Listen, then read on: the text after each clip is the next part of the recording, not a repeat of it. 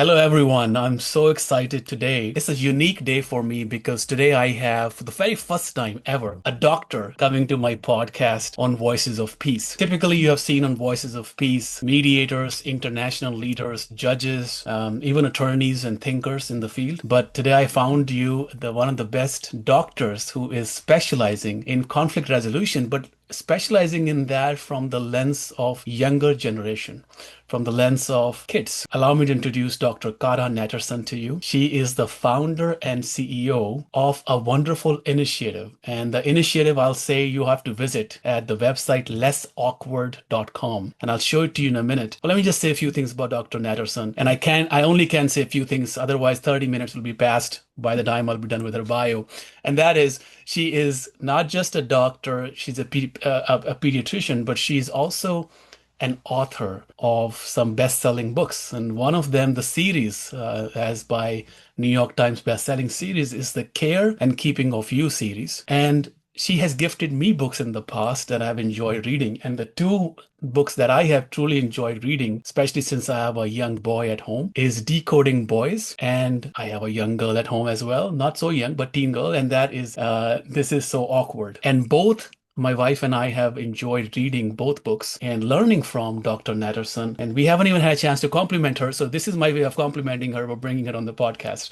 Dr. Natterson, welcome. Thank you for joining me. Oh, thank you so much for having me. It's an honor to have you. So first, let's get to the real stuff right away. Tell me about, I know you are a Harvard graduate and you've got one of the best educations out there from John Hopkins Medical School. We get the medical training. Let's get to the conflict resolution part and especially the kids part. How is conflict resolution taught to young kids? Can we even do it? Yeah, absolutely. I mean, I think preschool educators are excellent at teaching conflict resolution, right? That's what they do informally all day, every day. I think parents want to be expert, work hard at becoming experts in their own home with young kids who are trying to solve issues and maybe don't have the words or don't have the behaviors in place. But where this becomes really a teachable skill is once kids go off to grade school. And have a partner named Vanessa Kroll Bennett. I live in Los Angeles. Vanessa lives in New York. You know my background now. Vanessa's background comes from girls' sports empowerment, where she ran several after-school programs across the tri-state area and basically kept girls on the court, on the field, and tried to maintain their self-esteem by maintaining their participation in sports. They were all in puberty. She became a puberty educator. That was our story. We met, and the rest is history.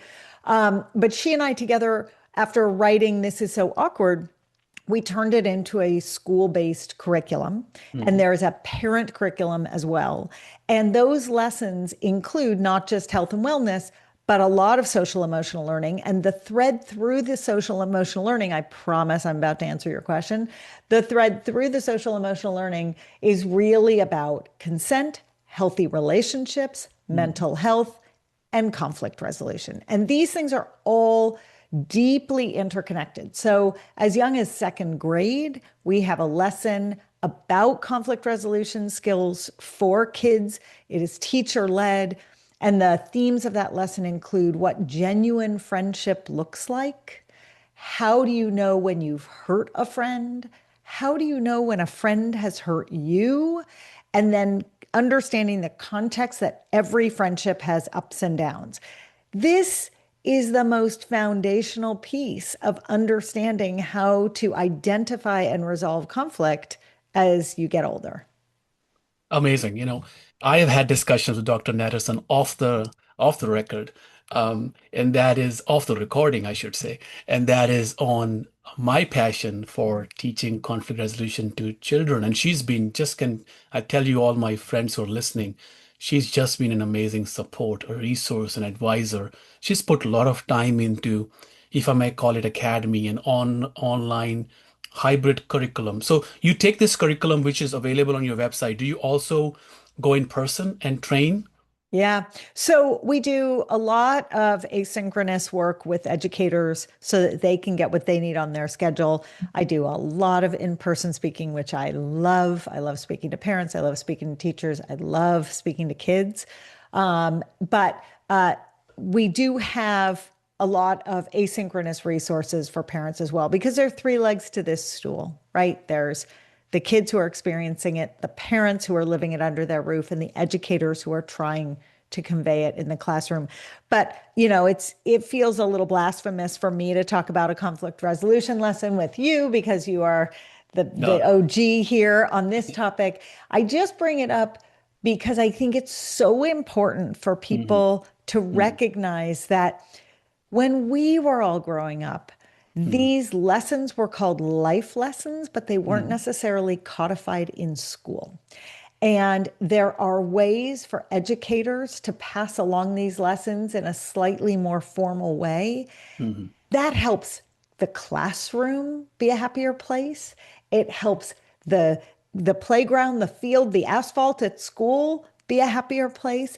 It helps increase the sense of community, right? And then we know all of those things ladder up to to keep kids at school, less Yeah. school avoidance, less Yeah. bullying. I mean, they're all health and wellness strategies at the end of the day. Amazing, doctor. Doctor, tell me more about decision making at a young age. Yeah. I'm assuming these kids are at different development stage throughout their when they are 5-year old, 10-year old, 15-year old, and to take us through that idea because you must be working with that as a medical professional and now also as a consultant, advisor, and leader in the field. Yeah, so the focus of my work is really on the decade of puberty. Puberty Hmm. begins on average for girls between 8 and 9 and for boys between 9 and 10. Hmm. And this is the stage during which the sex hormones, Hmm. testosterone, estrogen, progesterone start to rise, and they have physical effects, changing the way the body looks on the outside, operates on the inside, biological effects, and also a lot of brain impacts. And in fact, one of the very first signs of puberty is mood swings. So people who don't believe that an 8-year-old could be in puberty, all they need to do is see a door slam in their face and they think, oh, wait a second, that child might be in puberty. If you understand how to put two and two together. So this window of puberty that stretches from about 8 to 18, although my children are 20 and 22, and I have to say, not sure they're out of it quite yet. Yeah. I still see some of the follow along impact. But this stage of puberty is happening concurrently with brain development. Puberty is kind of all over the place. Every body manages these hormones differently. The way things change, the way things feel, the way mood shift are going to be different for every kid. Brain development is very predictable. It is very linear. Mm. And essentially, by the time a kid is at 8 or 9 or 10, the part of their brain that sends and receives signals the fastest is the limbic system. That's the Mm. emotional epicenter of the brain. That's the part of the brain that responds to motivation. It loves to take risk because it loves the reward. This does not necessarily mean negative risk. It can be you study for a math test, you do well on a math test, it feels great, and you study again for a math test. It can also mean shoplifting. So that's a whole other thing, right? So that risk reward balance is very interesting. The part of the brain that is not yet developed, which means it is not sending and receiving signals as quickly, is the prefrontal cortex. Hmm. The prefrontal cortex, as everyone knows, is the part of the brain that's the CEO that makes the smart, consequential decisions. So you and I have the benefit of sending and receiving messages to both our limbic system and our prefrontal cortex at the same time. It's a fair fight, and they can balance one another. But between 8 and now we're going to say, based on the science, around 30, there is not a fair fight. The limbic system dominates. And in a brain that's also managing sex hormones and moods, you see a series of decisions that can be really scary or really frustrating for the kids too, right? Yeah. And Yeah. as you look back on your own childhood and teenage years and 20 somethings, it probably explains a lot about your own decisions. I can forgive myself now, Yes, finally. you Uh, can. I was wondering, all we have to do is open up Instagram or Twitter or I should say Snapchat or something and find what we are talking about here. This was so well explained in terms of what's happening in our brains at a younger age and why decision making could appear to be off balance, let's just say that. And you that's such a great explanation. Let me just probe that a little deeper. You must have found ways to strategies to interject in do kids listen? Does this work? Do they actually are willing to understand?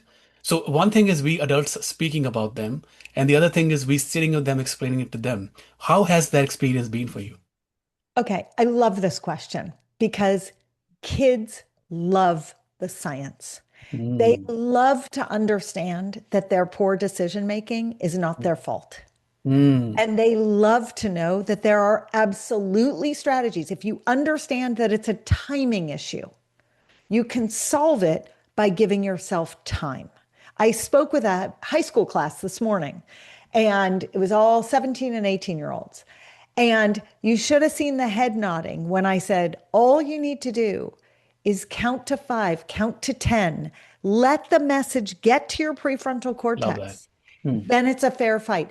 I will say all of this, and then I will also tell you my own children was they were not interested in hearing this from me because I am their mother. So it yeah, doesn't matter that I have the yeah, knowledge. yeah, As the parent, sometimes you're yes. not the best messenger. Give them the book. Give them This Is So Mm, Awkward. There's a chapter. Point them. I have so many resources on my website. Point them to videos. love Teach that. them the science. They love it. I'm going to have my editors make sure your website is posted on this recording. So when it uploads on social media, they can see the website. Again, it is lessawkward.com. But what is fascinating to me is this you mentioned that kids don't hear you as parents. And we apply that principle in mediation. So sometimes, let me just 30 seconds. Sometimes Go for negotiators don't listen to each other. But the it. moment you bring a third party, a different party, Mhm. you can convey the exact same message and they listen to you. So we study this and we call this reactive devaluation. That in psychology, we devalue and we react when the source of information is coming from a familiar source, someone Mhm. who's known to us. So Mhm. that's where you're taking us. Parents, are they known to you? Absolutely. You take them for granted. And I can see my wife struggle on a daily basis. She's a primary caretaker. And I empathize with her and I do my best as a father. This is interesting how they can devalue you, but somebody else comes in, they value you. Thank you for that. And that I hope some parents feel eased after listening that it's not just your Yeah, kid. yeah, I'll interject that there's a study that came out maybe about a year ago that looked at 12, 13, and 14-year-olds Mhm. and put them into PET scanners and functional MRI scanners. And the kids listened to maternal voice, the voice of their mom, and then Mhm. they listened to their peers' voices. And literally the same areas of the brain that used to light up when their mother spoke no longer light up after they're about 12 or 13. But those same spots light up when their friends speak. So what you are seeing in your own home, it's physiological. But this is a fascinating connection with what you're describing in mediation. I Absolutely. love it. So this takes us to, the next discussion is then how do we as, if we call ourselves adults, how do we as adults empower Yeah. not just kids, but maybe teachers, Yeah. maybe other parents, maybe our friends who are struggling as well. And I'm sure there's a book out there that you are about to publish or you have published. Can you by the way, let's take a break from this for a moment. How many Yeah. books have you published, Dr. Natterson? 10. 10 books. And are they all on your website? They are. They Oh, are well, on. maybe the old ones are not. I had a couple of baby and toddler care books. Maybe I took those down. Which ones are you most proud of? Oh, that's a hard question. Um, the the the Care and Keeping of You books with American Girl are the books that changed my life. Because I just it was not a path I imagined for myself, and writing to this audience, which turned out to be an audience of millions. Who would have thought? So those are just remarkable in one way. The Decoding Boys came out 5 minutes before COVID. So it's sort of my baby of a book. All these years later, 6 years later, now boys and boy literature is in the spotlight. I'm so happy other people are Mhm. starting to To carry understand that. that mantle because it's really, really important. Yeah. Thank you. Thank you. Let's go back to the idea of how do we empower adults and other Yeah. colleagues and other friends. Yeah. So when I was talking to this high school class this morning, they actually submitted questions to me ahead of time. And one of the questions answers yours. Um, because student was curious to understand, well, one student was curious to understand why parents need to set limits. And then another student was curious to understand how can parents be the trusted source for their kids, which I see as interestingly very connected to one another. So I actually asked them to answer how could their parents be the trusted source because I find that their answers are as valid as mine are here. But we were pretty aligned. So we both agree parents need to go to reliable, trustworthy sources. Mm, We as adults are no less vulnerable to the influences of trends and social media and fear mongering headlines and all those things. And we can get sucked down a rabbit hole as quickly as a kid can. And so if we are reactive and we are sitting here and just receiving information, usually fear based, and deciding that we have to turn on a dime and suddenly we have to go reactively and say this thing to our kid or this thing to our kid. It is a very chaotic form of parenting. The better way through is to make sure your sources are reliable, mhm, is to pause and integrate the information, and mhm, then to start to come at things from multiple perspectives. So if it doesn't land the first time, you can try again, and then again, and then again. And what that does is it tells the kid in your life, this is important enough to me that I want to talk to you about it. So it might be about microplastics, it might be about substance use, it might be about sex, it might be about, you know, how you care for your skin and the products mhm, you use. It might be about the manosphere. It might be mhm, about pornography. Every single one of those things makes people's heads sort of explode. And yet, there's good basic information about all of it. You don't have to be reactive. You mhm, can be in conversation. And my best piece of advice is open the conversation up so that the kids can speak, mhm, not a lecture, but let them mhm, tell you mhm, mhm, what are the issues? What are they worried about? What mhm, do they know that you mhm, don't? They mhm, will teach you a lot. mhm, mhm. Love that. You can see my excitement for next question. Do you feel that timing makes a difference? Like I notice sometimes my teenager at least speaks a lot to me in the car. Do you wait for the right time or do you make the time right? That car phenomenon, which is very universal, it's not about the timing usually so much as it's about not making eye contact. Mm, If you are mm, sitting side by side or someone is sitting in the mm, back seat, if you go in to say goodnight and turn the lights off, right? mm. If there are scenarios in which you are not looking, Love this is that. very intimate, this looking in the eye, Yes, right? yes. And when you remove that, then some of the filters are lifted. I will say, though, for the car, do you find that the conversations are better when you're 5 minutes from home? Yes. Because they know it's almost over, Ah, right? yeah. My Yep. my boy just lights up when he's in the car. He's like, Uh-huh. he's eating my brain. I'm like, okay, how do I get? Correct. Yeah, And it's the fast. closer you get to home, Right. the more third rail topics come up because they know it's done in It's done. 5 minutes, 4 minutes, 3 minutes. Fascinating. Yeah. I love that idea of trust building with them through not looking into their eyes, but being with them so they Mm. feel you're a companion. Let Yeah. me ask you some, some quick questions, if you may. Sure. It's interesting. Can kids learn to listen? Yes. Remarkably, they know how to listen, Hmm. but they can learn to be better listeners. I like that. And I'm assuming they also kind of they respond in a way as the home environment is in. So I'm wondering if Yep. in your research, doctor, you found, if I may use that word, broken homes, homes with divorces or multiple divorces, create a factor in kids' growth and decision making. So there's a lot of data looking at what are called adverse childhood experiences. And this is a set of circumstances that are capital S stressors for kids. Hmm. And they include being a witness to violence, economic insecurity, food insecurity.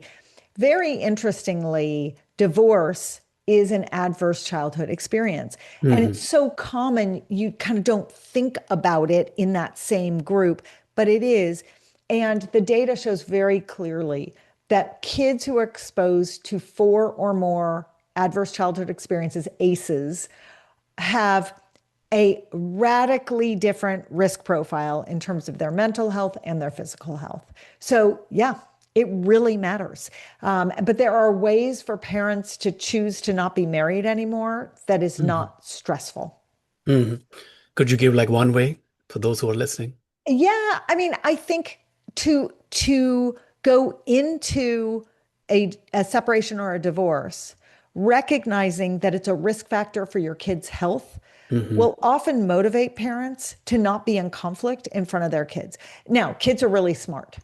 And even if you're in conflict without your kids bearing witness, they know. So the goal is to resolve your conflicts with your ex in the healthiest way you can. I mean, you're modeling for the kids in your life that conflict is resolvable. There is Absolutely. nothing wrong with them knowing there's conflict. The problem is when they think they are the cause of or sit at the epicenter of the conflict, or when the conflict creates a threatening situation for them, when they are in physical or emotional danger because of the conflict.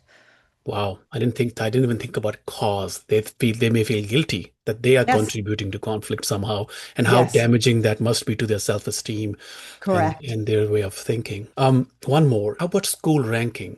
Have you looked into if somebody being in a top ranked school versus not so ranked school, has that, especially for I'm speaking of public education, has that played any role in their behavior towards listening or conflict resolution? So I don't know that data specifically, but I can tell you the following. Maybe this is connected, maybe it's not. The capital S stressors that I just listed are different from the lowercase s stressors. The lowercase s stressors are academic achievement, Mm, athletic achievement, right? Certain body types, body mhm, image. These are not small issues. They are mhm, just different types of stressors. mhm, And these two put kids at risk. mhm, So a child's perceived experience is going to be what creates their risk profile. Why? mhm, Because ultimately, if you experience stress, your body responds with cortisol. mhm, When your body responds with cortisol in small surges or even in large surges every once in a while, fine, we're designed to do that. When our resting cortisol levels are high, 24 hours a day, 7 days a week, which can happen because you're trying to get straight A's at a very competitive school. And it can happen if you're on social media looking at everyone else's life. And it can happen if you think you need to get an athletic scholarship to college. If your cortisol levels are high and sustained, there are very real physical impacts and physiological impacts. There are mental health impacts. We know those kids go into puberty earlier, which is mhm, fascinating. Going into puberty earlier puts them at risk for mhm, sexual predation. Like mhm, there's a whole cascade of mhm, things that happen. So, I mean, in a perfect world, while we want our kids to strive to achieve and to learn, there is, we all know intellectually, there is a balance. There has to be a place where we draw a line and help them not suffer the consequences of chronic stress. And we have not figured that out as a society. We have not. I feel like one conversation is not enough with you, doctor, and hopefully I can have you in my studio next time and we can do a longer conversation.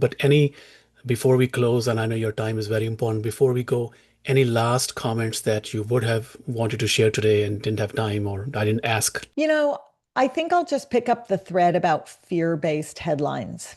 So, when we approach parenting or grandparenting or just being a trusted adult in some capacity, when we approach it from a place of fear, we will never be able to do our job as well as when Mhm, we approach it from a perspective of we are there to keep our kids safe and mhm, healthy, mhm, period. Full stop. How do I take that job description? How do I incorporate the information I'm getting from the world around me without being reactive? And how do I give myself the grace of trying to set a limit or trying to guide someone on a path, getting it wrong, and then taking the do-over? Because no matter how well read and how well educated you are, you will mess up many, many times. We are making this up as we go along.